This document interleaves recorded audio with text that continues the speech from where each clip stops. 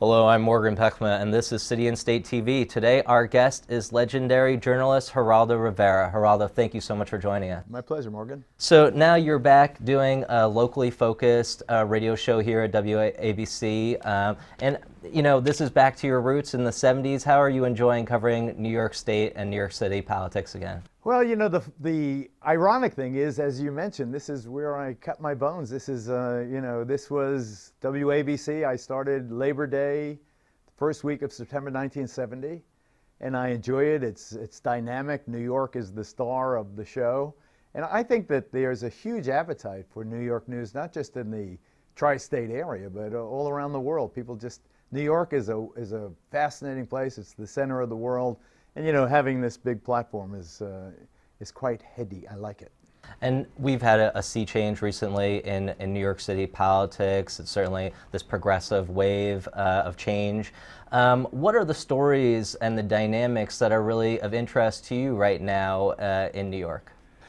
Well, you know, I started Brooklyn Law School, New York County District Attorney's Office, legal services attorney at 116th Street and 8th Avenue. I've seen the entire arc of civility in New York City, starting in a period where the graffiti artists and the squeegee men and the dope addicts really took a town that was wonderful and were a cancer that really dragged it down.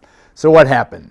Dinkins started it when he had Bratton, and then you bring in Giuliani and Giuliani time and all that, and stop and frisk begins, and Bloomberg takes it. You have 20 years of, a kind of very aggressive policing in the city.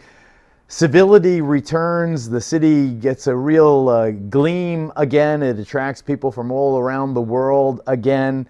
I am extremely concerned as we shift now from a Republican generation to Bill de Blasio, God bless him, a progressive liberal, easing stop and frisk. I'm watching like a hawk to make sure that we don't start going back to those bad old days. I remember them. I lived them. I was in the Bronx when the lights went out in 1977 and the Son of Sam and all that, and Crown Heights and Howard Beach and every other civil disorder that happened. I pray that de Blasio is right and the communities have matured enough. But what I am most concerned about is the fate of the young black and Hispanic young man, making sure that we don't go back to the days where we get over 2,000, mostly of those kids killing each other. Now it's around 300. Let's keep it there. I hope that a liberal philosophy doesn't result in a return to anarchy, and I'm watching that like a hawk. Am I correct that you were actually briefly an investigator with the NYPD? No, that's in Wikipedia. That's not right. I worked in the investigation division of the New York County Frank Hogan, the legendary Frank Hogan, Mr. DA. So I performed that function, but it was for the district attorney. What do you think about we have plenty of cops around us, don't get me wrong. I love cops. Well, what do you think about the introduction of an inspector general to the NYPD? I don't like it. I don't think it's necessary. They've got plenty of review, plenty of civilian review. You got a whole legion of lawyers looking to file suits against the NYPD for excessive force or this or the other thing. An inspector general just adds a layer of bureaucracy. Who's going to pay for it? Where are you going to get the staff to do it? What's the process going to be? Admittedly, the PBA and the sergeants group and the officers are overly protective of the men and women in blue.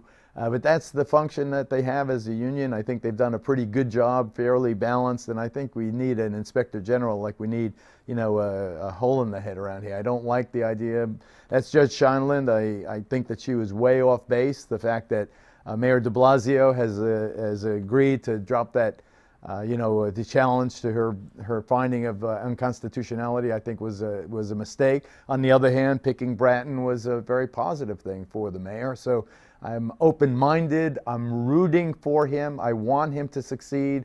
I want his vision of a compassionate and fairer New York to succeed. I'm for universal pre-K. I'm one of those people who's going to pay more in taxes. I don't care if it's spent on the children and not on, another 190,000 a year bureaucrat.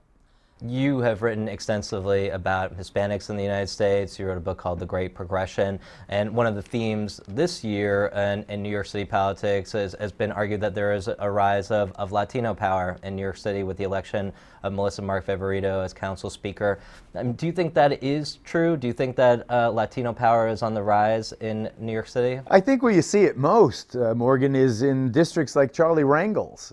You have here was the man who was Mr. Harlem, then all of a sudden he's presiding over a congressional district that is, or certainly will soon be, majority Latino. It is inevitable. You're going to see a shift in the power. The Bronx is going to be a lot more powerful than it was. I think Brooklyn will as well. The council speaker is the most vivid evidence of that.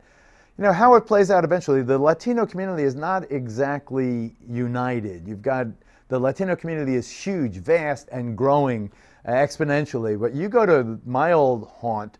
I was discovered on 111th Street and Lexington Avenue. When I was working as a lawyer for the Young Lords up there, Puerto Ricans were the only Latinos. Now the Puerto Ricans are in a minority. There's Mexicans owning the shops. Dominicans are a huge force now, particularly in Washington Heights, which has experienced a gigantic, incredible renaissance because of the energy and the entrepreneurial spirit of the Dominicans on the far Upper West Side. So you've got various interests. I'm curious to see how it works out. The Central Americans, the Mexicans, the Dominicans, and the old standbys, the Puerto Ricans, because I'm watching a lot of Puerto Ricans leave the city for the suburbs, and that will be a fascinating dynamic to see how the Latino community sorts itself out. But I guarantee you're going to have a more bilingual city. There's no doubt about that. You're going to have a power shift. I think that African American politicians are going to see a slight diminution in their power. Latinos will be ascendant. That's all a function of demographics. It's just the natural evolution. But what I like is that there is an entrepreneurial spirit, that this immigrant vigor is really re-energizing many of these neighborhoods. When I came up in the 60s and 70s, my goodness, you took your life in your hand. Now you have, like Central Park North there, 110th Street, or even the avenues going up Lenox Hill. There's very, very strongly upper working class or middle class. Gentrification is not a bad thing if it's done in a way where there's plenty of public housing. I think de Blasio is going to be on the right track in that as well. But we're living through an exciting experiment now. We're seeing if that compassion and the desire for evening the score in life works as a practical matter in the 21st century. We'll all watch it together. I saw de Blasio in his press conference on the snow yesterday with Dougherty, the sanitation commissioner yesterday with John Dougherty. I really, really liked de Blasio. I was not a fan of his. I didn't vote for him. Well, I was still a Jersey resident, officially at that time. But watching him now as we're transitioning and moving back to the city officially, watching de Blasio speak about what he didn't know and how he learned and how he's going forward, just listening to, he sounded competent, he sounded reasonable, he sounded inclusive, but not stupidly, mawkishly so. He has a commanding presence, very affable, likable. I wish him well. I was a big fan of Bloomberg. I was sorry to see him go. I was a bigger fan of Ray Kelly, and I think that it was disgraceful how they dissed Ray Kelly at the inauguration. I was appalled by that, but and was I really was mad at de Blasio for that. But I think in the next couple of weeks after that, he kind of leveled the field a bit and is seeming now like he's going to be the mayor of all people. And he's got to recognize the wonderful job that Bloomberg and Giuliani did. One of the #1 priorities for Latino legislators in New York State is the passage of DREAM Act. We saw that really fail on the national level. Are you in support of a DREAM Act, that type of effort? I go way beyond the DREAM Act. I believe in immigrant vigor. I believe that with an immigration system that was fundamentally flawed in terms of its construct in the 19th century, in terms of the relationship between the United States and Latin America. the people who are here are part of a ebb and flow of humanity that's been happening for generations. This crackdown on immigrants that happens periodically. It happened following World War I. It happened following World War II.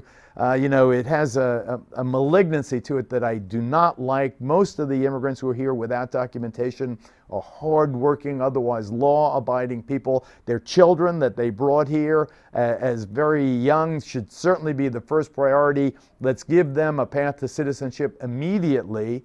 But I want their families also to be included. I really do believe that the 12 million who are here, the million or so in the New York area, they have remade many communities, Passaic, Patterson, Washington Heights, before the Dominicans got the advantage of the Reagan amnesty of 1986. I want basically amnesty for all those people if they don't have a criminal record. If they haven't broken the law here other than their presence here, I want them to be normalized in their relationships. I want them out of the shadows. I want them to get green cards and driver's licenses. I want them to earn citizenship. I want them to pay whatever fine they have to pay, but make it reasonable. Give these people a path to normalcy. Get them out of the shadows where they can be exploited in so many different ways. I'm absolutely for it. I want the dreamers and their folks to be brought out into legitimacy and on the path to citizenship. Do you think we're going to see substantive immigration reform under the Obama administration?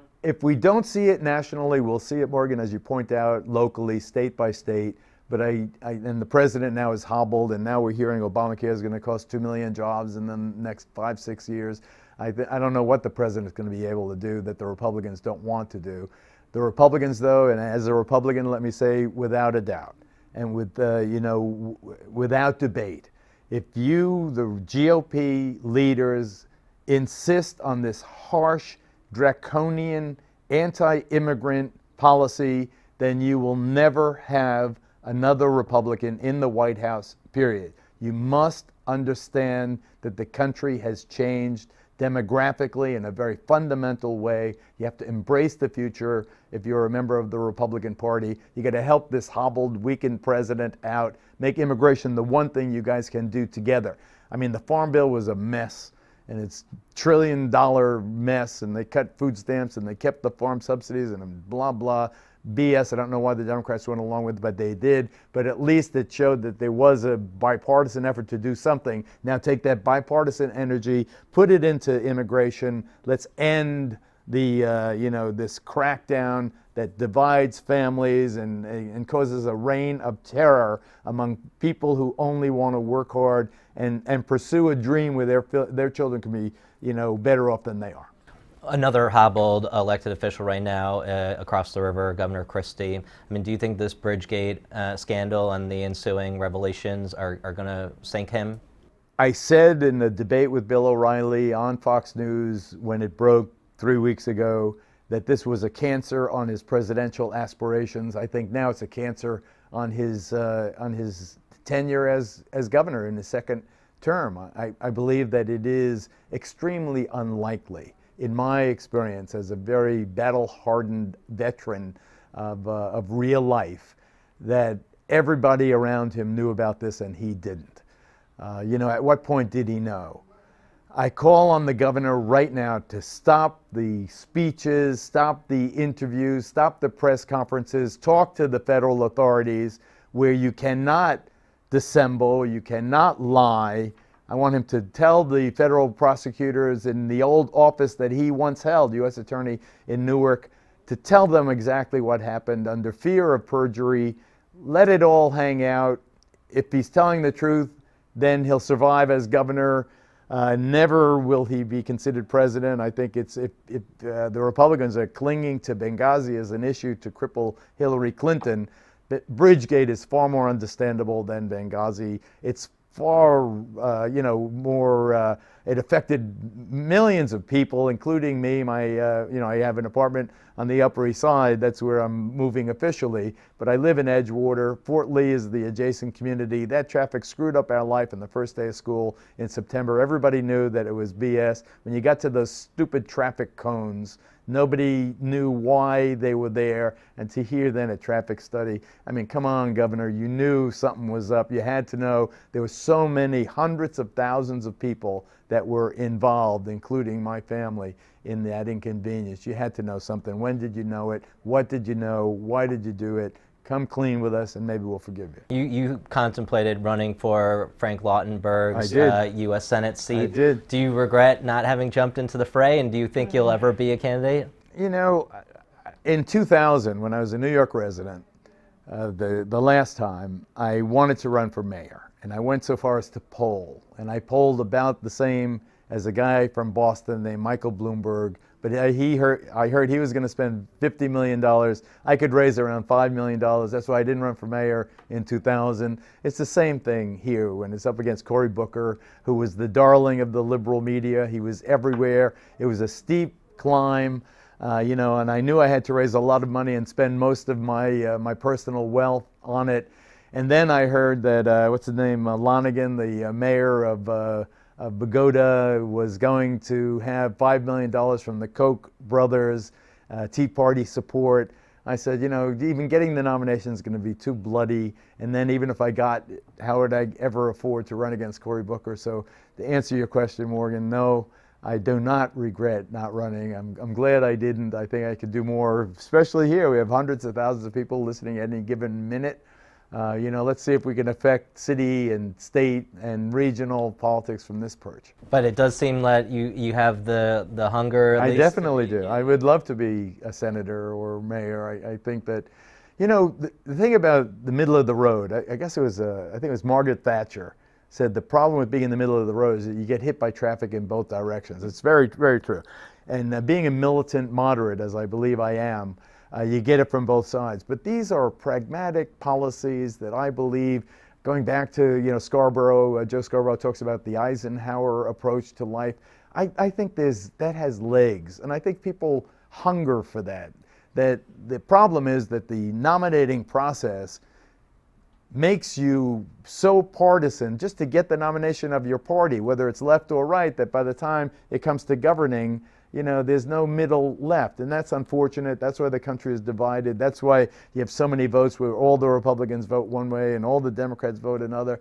I would have liked to break that mold. I would have voted, for instance, if I was Scott Brown in Massachusetts, I would have voted for Obamacare because I knew that my state wanted me to. And yet he stuck with the Republican caucus, and that was unfortunate. I think that as a Republican senator, I would have broken that mold. Or as a Republican mayor, I would have, you know, been more like Bloomberg ultimately became. I don't even think he was a Republican at the end. I don't know if he was a Republican at the beginning. He just said he was a Republican just to get on the ballot. Were the challenges that you talked about of raising money? I mean, is that an argument for campaign finance reform? Campaign finance reform is very, very tough because there's, you know, you have all this bundling, and there's always my friend Michael Grimm in trouble over bundling, the Staten Island congressman who allegedly went to Rabbi Pinto and got 1,000 names and just got the, you know, I don't know what happened. I love Michael Grimm. I hope the allegations are untrue. But the people get around it. I'm not sure really in the media world we live. You know what's going to happen, I think? I think that with Twitter and Facebook and you know, Instagram and all these other ways to reach people, maybe money will be ultimately less important than it is now. But if you can make a $5 million buy in big media, you tend to drown out all the conversation. You need to, I guess, level the playing field. But I don't know how you do it because there's so many ways around campaign finance restrictions that, and you've got the whole argument of freedom of, you know, First Amendment. I've got the right to donate anything I want to whomever I want, whenever I want. You know, that's a tough one. I think almost that, you know, the advantage Bloomberg had is you knew Bloomberg would never steal any money. It's kind of the advantage that the House of Lords has in the UK. They've all got money, so you know they're not going to be corrupt in the venal retail way. I don't mind that people need to be wealthy or well bankrolled to hold office necessarily. You always find the insurgent. You always find the, you know, look at the New York City politics, how the city council looks right now. My goodness, how many Republicans are even in the city council now? A handful, yeah, 3. So I think that populism has a power, an enormous power, but the populism can be either side depending on who your audience is. And lastly, Donald Trump is making noise about running for governor. Do you think he'd do it? And what do you think? What do you think about the possibility of him making a run like that? I love Donald Trump. I've known him for many, many years. I've seen his, his life has been a roller coaster in many ways. I've seen him be enormously wealthy, and then he was divorcing Ivana, he was broke, and then he came back, and look what he did in Riverside Boulevard on the, the west side of Manhattan. He created the whole neighborhood there, and by all, I used to live there. It's attractive. It's a wonderful neighborhood. What was there before was junk. So I think you really have a place for the visionaries like Donald Trump, the builders. I applaud that. Do I think he's going to really run for governor? Why would he want that? I mean, I can't even see Donald Trump hanging out in Albany more than like an hour a week and going, taking a helicopter up there. I mean, it's just not his style. He's more a high roller creator. I wish we could tap his energy. Look what he did with Walman Rink. I mean, I would love that. The Tappan Zee Bridge, I'm sure Donald Trump could make a better Tappan Zee Bridge, a cheaper bridge, faster than they're making it now. But I don't think you can short circuit the bureaucracy.